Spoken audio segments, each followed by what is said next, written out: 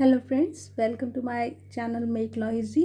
Friend, today we are going to discuss another topic of administrative law जो कि आपका delegated legislation की series में आता है। तो आज हम जो डील करने वाले हैं वो है आपका need and causes of growth of delegated legislation. मतलब जो डेलीगेटेड लेजिस्लेशन जो था उसके होने के क्या कारण थे, उसकी ग्रोथ के क्या कारण थे और उसकी ऐसी क्या ज़रूरत थी कि डेलीगेटेड लेजिस्लेशन की ज़रूरत पड़ी। तो इसमें सबसे पहले बात करेंगे हम, पहला जो इसका पॉइंट है, सबसे पहली जो नीड या सबसे पहला जो कारण था, ठीक है ना, डेलीगेटेड लेजिस्लेशन की ग्रोथ क्या, वो है आपका प्रेशर अपॉन पार्लियामेंट्री टाइम। जैसा कि हम जानते हैं कि जो पार्लियामेंट है, ठीक है ना, पार्लियामेंट जो है उसके पास में बहुत सारा काम होता है करने के लिए। तो बहुत सारे इतने सारे जो लॉज हैं, जो ये आपकी चेंजिंग सोसाइटी है, ठीक है ना, एवर चेंजिंग हमारी सोसाइटी है जिसकी नीड्स जो हैं, रिक्वायरमेंट आपका डे बाय डे चेंज होती रहती हैं। तो उन सबको ध्यान में रखते हुए इतने सारे लॉज बनाने, इतने सारे रूल्स बनाने एक पार्लियामेंट के मतलब उसकी उसमें कंट्रोल में नहीं हो पाएगा। तो इसलिए पार्लियामेंट क्या करती है, अपनी पावर को डेलीगेट कर देती है लॉ बनाने की, ताकि ये जो सबऑर्डिनेट अथॉरिटी हैं वो आपका पीपल की नीड के हिसाब से रूल्स और लॉज को बना सकें। चलिए ये जो पॉइंट है इसको डिस्कस कर लेते हैं। Pressure upon parliamentary time as the area, scope और horizon of the state activities are expanding day by day and it is difficult for the parliament to make laws on each and every matter. Thus, the legislator creates a general policy and empowers the executives to fill in the details. The executives issues necessary rules, regulation and bylaws etc. तो ये मैंने आपको point पहले भी discuss कर लिया है कि आपका कि ये जो हमारा स्टेट एक्टिविटीज़ हैं, इसका एरिया, स्कोप और इसका जो होराइजन है वो आपका डे बाय डे इंक्रीज़ हो रहा है, ठीक है ना। तो ये डिफ़िकल्ट हो जाता है पार्लियामेंट के लिए कि एवरी मैटर, ईच और एवरी मैटर पे लॉज वो बना सके। तो इसलिए आपका जो लेजिस्लेटर होता है, ठीक है ना, उन्होंने एक जनरल पॉलिसी बनाई है जिसके ज़रिए वो अपनी जो ये रूल मेकिंग पावर है, लॉ मेकिंग पावर जो है वो एग्जीक्यूटिव्स को मतलब डेलीगेट कर देते हैं, ताकि वो पीपल्स की नीड के हिसाब से, ठीक है ना, या हम कह सकते हैं कि जो डे बाय डे रिक्वायरमेंट्स हैं उनको ध्यान में रखते हुए आपके रूल्स रेगुलेशंस वगैरह बना सकें। दूसरी बात आती है, या दूसरा जो रीज़न है, ठीक है ना, इसके डेलीगेटेड लेजिस्लेशन की ग्रोथ का है, वो है लैक ऑफ टेक्निकलिटी। जहाँ तक हम बात करें कि जो लेजिस्लेटर्स जो होते हैं, मतलब जो पार्लियामेंट के जो मेंबर्स होते हैं वो आपके कॉमन पीपल ही तो होते हैं वो, ठीक है ना। And then can not be expected to create laws which require expert technical assistant.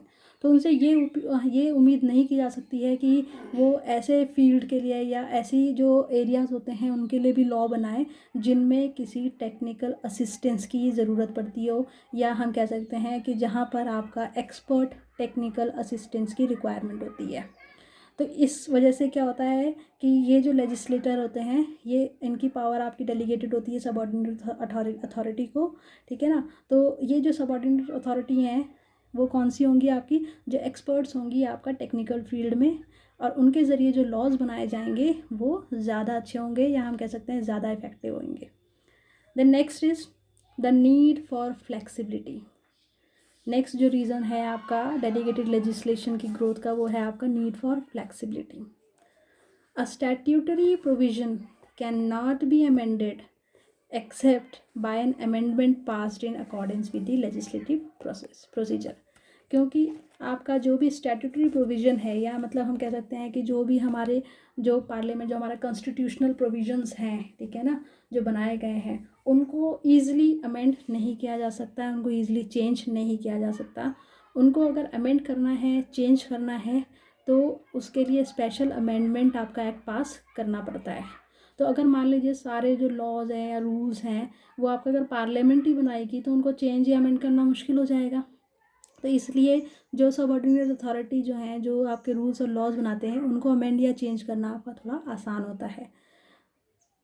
और legislative amendment is a slow process, and by the process of delegated legislation the executives can make laws with speed and efficiency।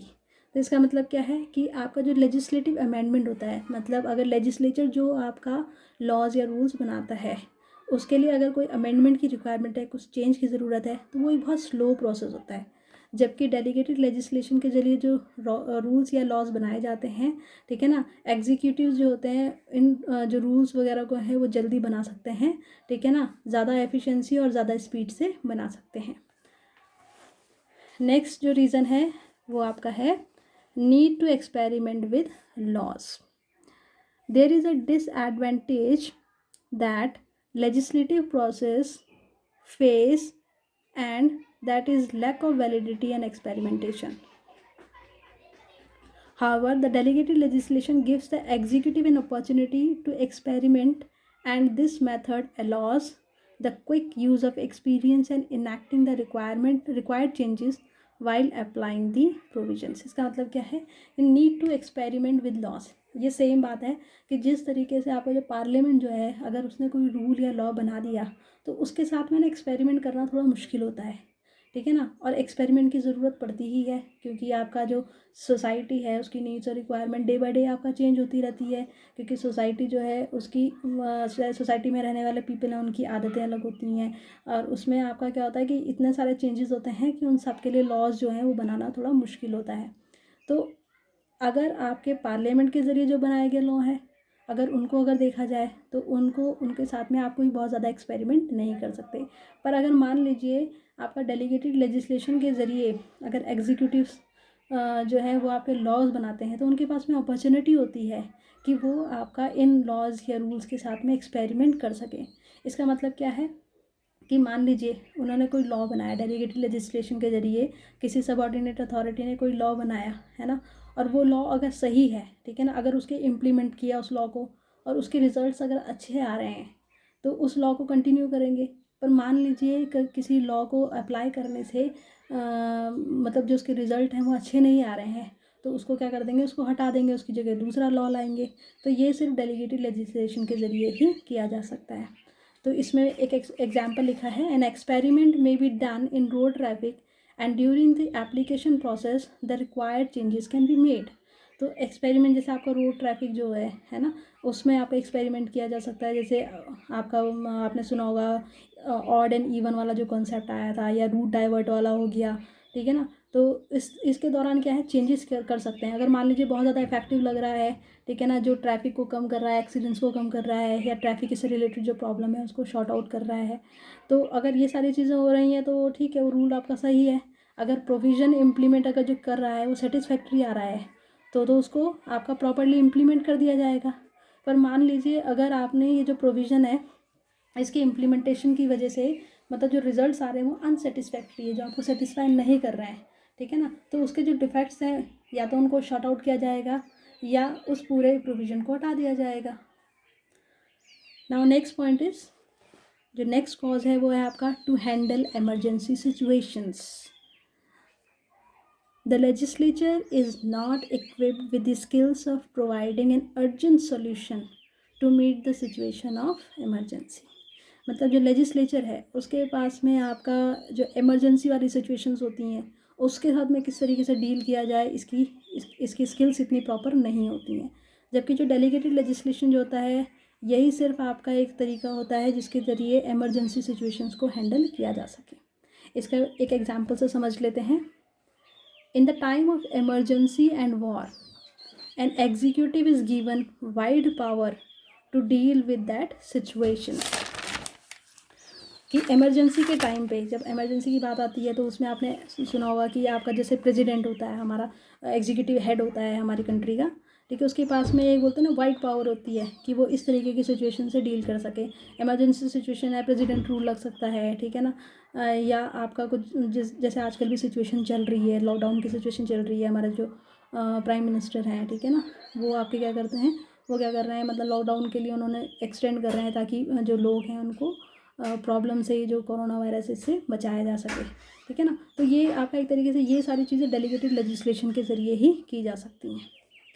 Next जो cause है that is due to complexity of modern administration. The modern welfare society has given birth to the practice of delegated legislation, which has evolved out of practical necessity and pragmatic needs. अगर हम बात करें due to the complexity of modern administration, आज की अगर हम बात करें जो मॉडर्न एडमिनिस्ट्रेटिव सिस्टम है ये काफ़ी कॉम्प्लेक्स है, ठीक है ना। इसकी कॉम्प्लेक्सिटी को सॉल्व करने के लिए डेलीगेटेड लेजिस्लेशन का होना बहुत ज़्यादा ज़रूरी है। Next and the last one is confidential matters. मतलब कॉन्फिडेंशियल मैटर्स की अगर हम बात करें तो उसे डील करने के लिए भी आपका डेलीगेटेड लेजिस्लेशन जो होती है उसकी एक अपनी इंपॉर्टेंस होती है। In some situation, it is necessary that the law must not be known to anybody till it comes into operation.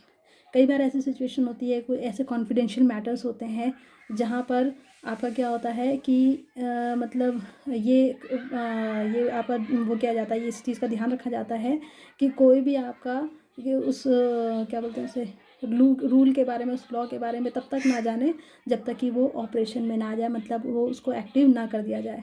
This secrecy is achieved only through administrative action.